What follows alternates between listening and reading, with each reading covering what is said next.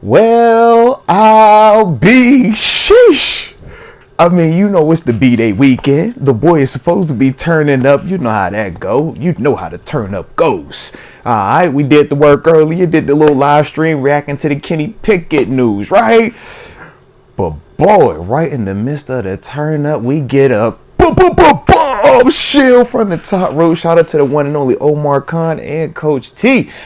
But ladies and gents, boys and girls, children of all ages, it is official. We, the Pittsburgh Steelers, are trading for Justin Fields. Yeah. And wait a minute. Just wait for it. A 6th-round pick that is conditional. And, based on production and playing time, it would jump to a 4th-round pick. Oh, my God. Oh, come on, bro. Can we just talk for a second? Hit the like button one time for the coach. Don't forget to subscribe either, baby. Y'all see what time it is. It don't matter. 36, turning up, it don't matter. This is worth the while. We got to talk about it, baby. Got to talk about it. Now, Justin Fields, man, obviously he's a guy that has been talked about a lot this offseason as it pertains to Steelers Nation. Obviously, we know the Bears have went through a lot with him in terms of the communication surrounding him because of Caleb Williams, right? We talk about what Justin Fields was able to do last season with, the adversity that he was facing from a coaching staff and personnel standpoint, but still being able to put together career highs in terms of his passing yards. Had 2,562 passing yards last season, 16 touchdowns through the air with a 61% completion percentage rating. So, good in terms of that sense. 13 starts. He obviously missed a couple of games where he was a little bumped up. Then he also had an additional 657 on the ground with 4 additional rushing touchdowns there.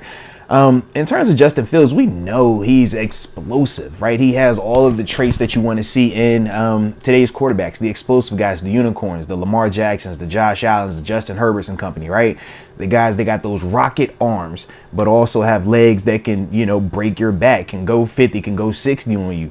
And Justin Fields checks all of those boxes. The big thing with Justin Fields is he's been a part of the Bears organization, and we know that organization is very different than the Pittsburgh Steelers organization. Just from a stability standpoint, whether we're talking front office, whether we're talking coaching staff, head coach, right?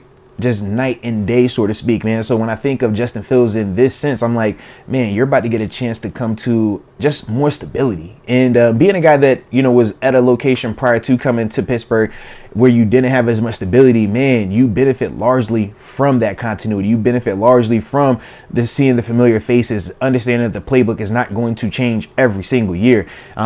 And just the message internally is cohesive. It's on the same page. I think Justin Fields is going to love and thrive in that moment right there. But the other element is this, man. We obviously talked about Justin Fields this offseason because we wanted to either bring in competition for Kenny Pickett or to upgrade from Kenny Pickett. And realistically, both quarterbacks that are on the roster now are the 2 guys that me personally were my options 1 and 2 in terms of bringing in guys to compete or upgrade the position. You got Russell Wilson in here for a steal, $1.2 million, right? We feel great about what he brings to the table from a floor standpoint and even a ceiling standpoint because of the motivation that comes with him and what he did last season. But then we also talked to Justin Fields and we said, man, in terms of getting a chance to have that young quarterback, and you lock him up for the next 10 years and grow with this guy, man, that's what Justin Fields potentially brings also. And to get him for a conditional 6th-round pick that best case scenario turns to a 4th, man, we love that because at the end of the day, the reason why that is what it is because he starts to come here and compete. Now, can he beat out Russ? We're going to find out. I'm going to give you my opinions on that in a little bit, but we're going to find out. But if it does work out, we also know that we would have to extend him, whether that is picking up that 5th-year option that has been, talked about multiple times this offseason as it pertains to trading for Justin Fields, which we know holds a $25 million hit. Don't really like that. But we also know that if it does work out for Justin Fields, you're also going to have to sign him to a long-term contract within the next 2 to 3 years tops. So those are part of the reasons why the conversation is what it is. But for that to be the case, we love it because prior to, the recent events surrounding the Bears, the handling of Caleb Williams and Justin Fields, I thought early on it was going to be a 1st-round pick that takes him. I thought it was going to, eventually drop down to a 2nd-round pick. And earlier today when we were doing the live stream, I thought best case was a third, but for it to come as a 6, man, as a conditional 6, man, I love that. Shout out to Omar Khan. And this is what we were saying. You don't have to be in a hurry to make this move, but for the right price, you make this move. And this is the right price. Now we have solidified our this year answer, whether that is Russ or Justin Fields. Both of these guys are capable, but I think personally Russ is the guy that's going to win it out this year. Just because I think he's just at a higher level right now.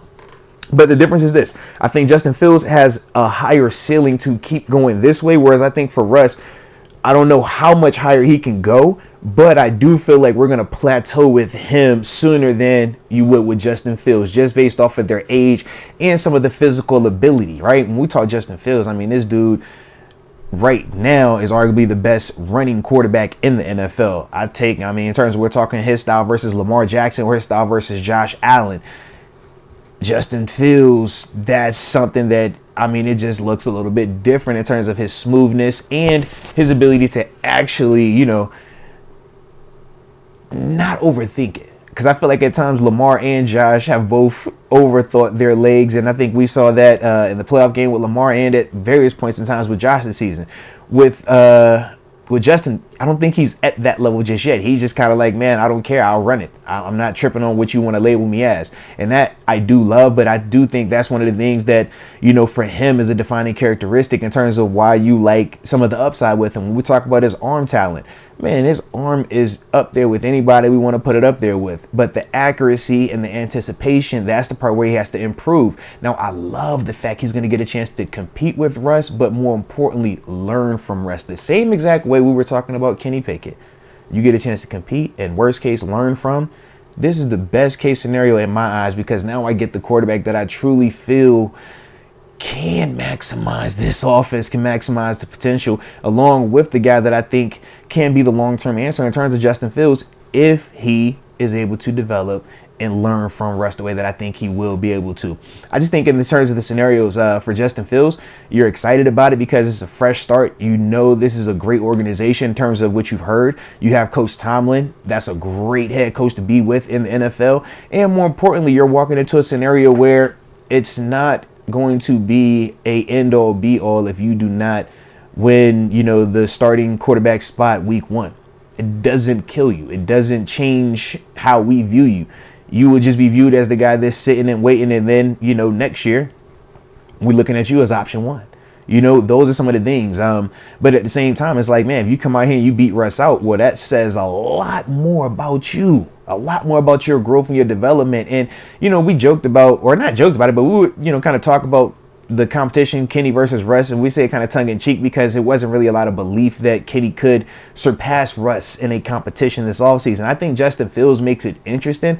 I just personally don't think that Justin Fields has a high enough floor just yet to beat a Russ Wilson motivated at this stage. But that's going to be the exciting part, and that's the part that I cannot wait to see. And obviously, y'all know I got y'all on the updates. I'm down there at OTAs, so I will let you know what we looking like, all right? Each and every practice, like, Lord, boy, I can't wait. Quarterback. And then y'all know when training camp get here, oh man, y'all welcome to the party as well. But it's going to be a blast. So those are my initial reactions to the Justin Fields trade. Like I said, I love it.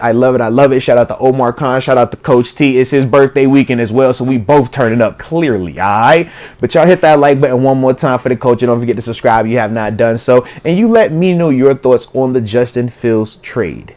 Do you like this move? Do you like the compensation associated with it? And more importantly, who do you think is going to win this quarterback competition? Who's starting week 1? But either way, you know I appreciate you for tuning in. And until next time, baby, peace.